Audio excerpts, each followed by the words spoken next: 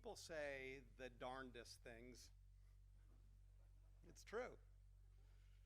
I know they're well meaning, but people just can't help themselves from saying the most trite, attempting to be comforting, awkward things when approaching someone who is grieving. I imagine we have said weird things ourselves, and as many of us are here this morning for Yizkor, a chance to remember a loved one, we have been on the receiving end of well-meaning friends and co-workers and community members intending to soften the blow or comfort us or magically dissolve our pain with a few crafted words. And the intention is good. It is not just good, but it's actually a mitzvah. Nechum Avelim, comforting the mourner, is a mitzvah of the 613 variety. Rabbi Hama said of Rabbi Hanina, who states in the Talmud that consoling mourners is one way for humans to fulfill the principle of walking in God's way. And the 12th century sage Moses Maimonides writes that by comforting mourners, a Jew can fulfill the mitzvah of you shall love your neighbor as yourself. But we don't really do so well at it yet. So in a room full of people who have been the recipients of well-wishers and the offerers of our best intentions, let's figure out how to do this together, and maybe a little bit better. Because then we can strengthen and expand our community of care in ways that is most helpful to each other. There's a wonderful but small, tiny book, Notes on Grief.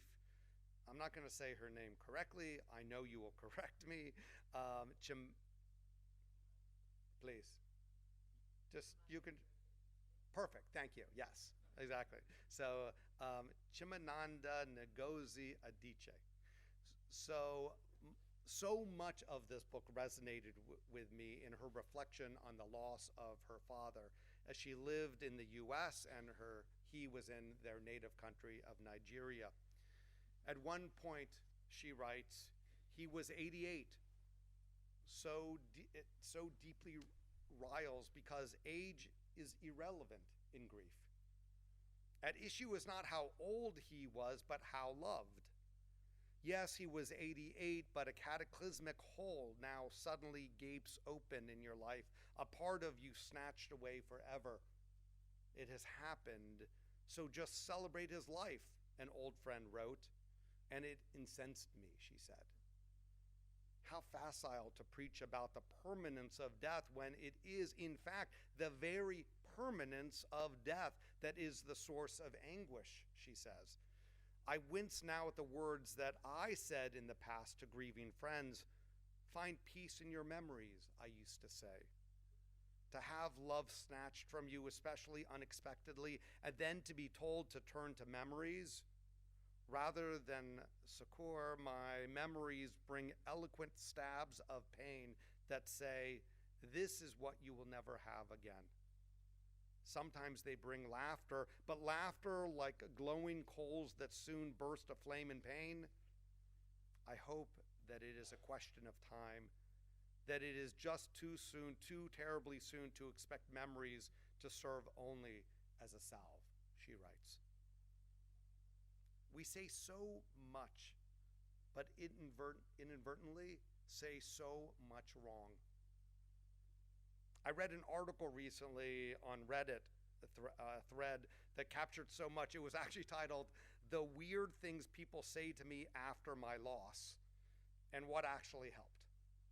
And they categorized people's comments in a few buckets, and it really connected with what I have observed as well. It said, let's be honest, people say some really strange things when someone dies. Most of them mean well, but wow, some of the comments can leave you speechless, and not in a good way, the thread says. So here are some of the most memorable things people said to me, the author writes, and what I learned about what actually helps. First, the at least category. At least they're not suffering anymore. At least you had time to say goodbye. At least they lived a long life. I get it. People are trying to find the silver lining, but when you're drowning in grief, at least feels like someone telling you your pain doesn't count, that my loss was still huge regardless of any at least. Or the time police is another category. You need to move on. It's been 6 months. Shouldn't you be feeling better by now? They wouldn't want you to be sad. Apparently, some people think grief comes with an expiration date. But newsflash, it doesn't. Everyone grieves differently, and there's no timeline that works for everyone. Or the replacement theory. You're young, you can have another baby. You'll find someone else. Get another dog. It'll help you feel better. People aren't replaceable.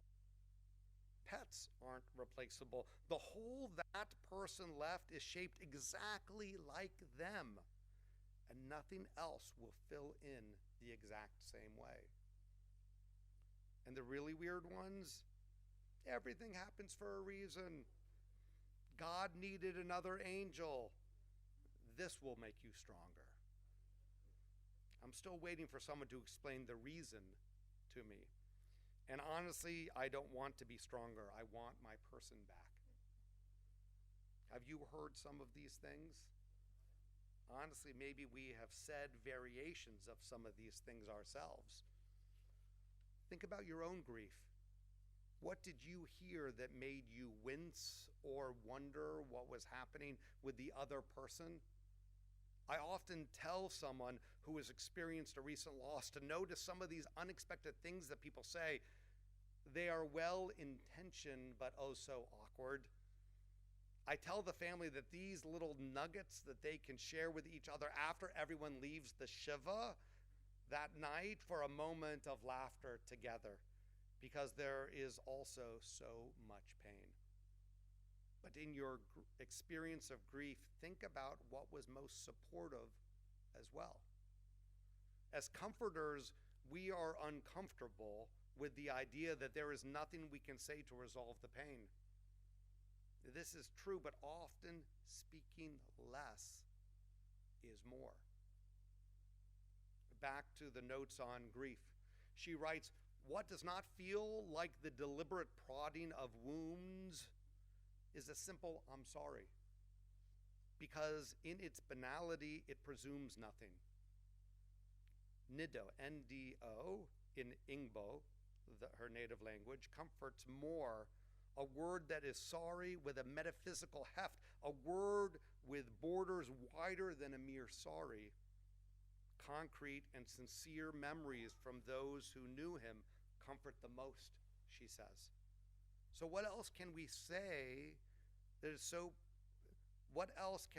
so that we are prepared to engage with someone that we care for? Of course, the traditional words from our tradition, Hamakom yenechem etchem betok sha'ar avelet Zion v'Yerushalayim, may God comfort you amongst the mourners of Zion and Jerusalem, are available to us. Often it is shorthanded to just say Hamakom yenechem, and that is good.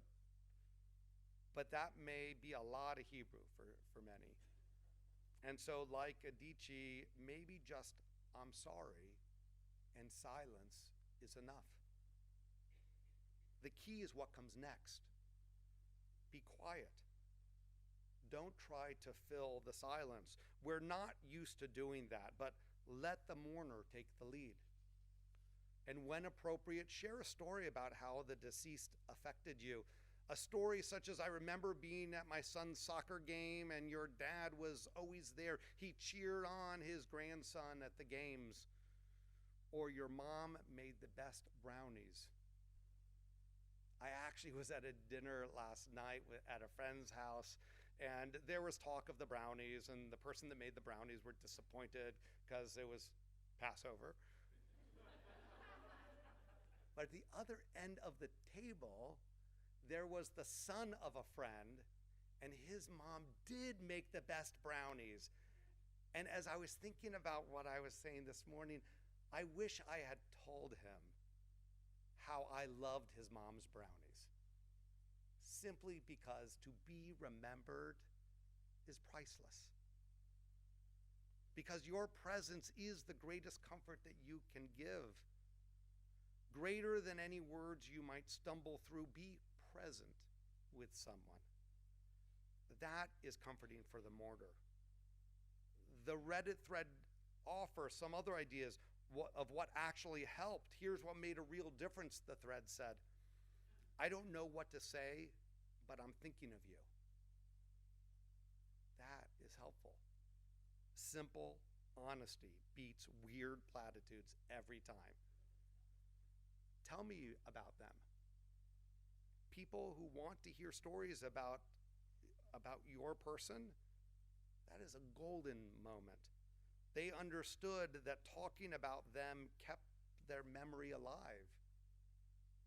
I'm bringing dinner Tuesday. Is 6 o'clock okay? Specific help trumps let me know if I can do anything, because honestly, I didn't even know what I needed at the time.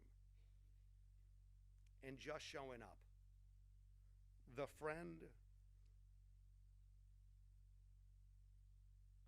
who sat with me while I cried without trying to fix anything, the neighbor who kept mowing my lawn without asking, the coworker who covered my meetings without making a big deal about it, just showing up for each other. And how are you today? Not how are you, which feels way too big to answer, but asking about today specifically might be manageable. And of course, silence. Sometimes the best thing someone can do is just be present without feeling the need to fill the quiet with words. Nechum Avelim, comforting the mourner, is not an abstraction. We have been the recipients, and we have made the efforts. So reflecting on how to do it and naming the inherent awkwardness it presents is important, because showing up for each other is the essence of being a friend and of being a community. I like when I see people attending a shiva for others, not because they were close friends, but visiting a shiva home is what an interconnected community looks like. It's what we do for each other. Coming to morning or evening minyan at shul so others can say Kaddish is what a strong community does for each other. Showing up for each other in big and small ways is the essence of how we can comfort each other at times of tragedy and experiences of loss. Not only in the immediate, but also in the years that follow. I hope each of us who are remembering a loved one will be inspired by their memory and direct that into actions, large and small, to strengthen the community which holds us in hard times and celebrates with us at high points. May the memories of all our loved ones be a blessing and a comfort to us. Amen.